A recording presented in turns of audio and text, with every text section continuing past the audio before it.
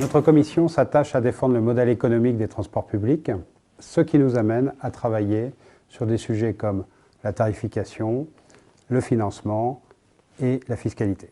Notre environnement est en mutation avec l'extension continue des territoires, avec la diversification des compétences des autorités organisatrices et de mobilité et l'apparition des nouveaux outils d'information liés au digital.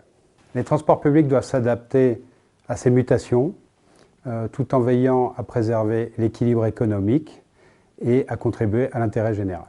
De fait, notre commission s'intéresse aux évolutions à la fois sociales et sociologiques et à leurs répercussions sur le modèle économique. Concernant l'économie des transports publics, une grande partie de notre mission consiste à réaliser des enquêtes auprès de nos adhérents et à en restituer l'analyse. Ainsi, chaque année, nous publions les chiffres clés du transport public. Cette publication est la seule en France qui fait apparaître les données de chaque réseau. Elle permet de suivre les évolutions des indicateurs sur plusieurs années.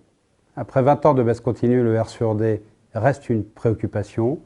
On peut constater qu'il se redresse légèrement depuis 2016. L'extension inédite des territoires à desservir vers des zones peu denses depuis les 2 dernières années risque de fragiliser à nouveau le R sur D.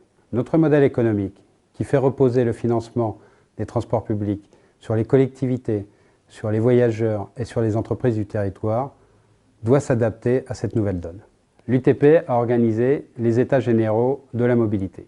Lors de cette concertation nationale, 70 propositions ont été formulées pour une mobilité plus durable. Ces propositions ont largement alimenté les assises de la mobilité organisées par le gouvernement, ainsi que le groupe miroir organisé par le ministère des Transports, auquel l'UTP a été convié.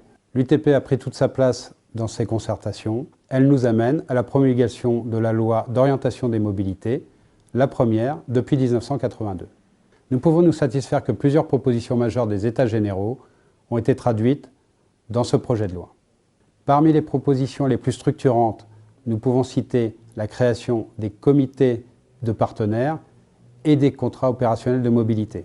Également, évidemment, l'encouragement au partage de la voiture et à l'utilisation des vélos.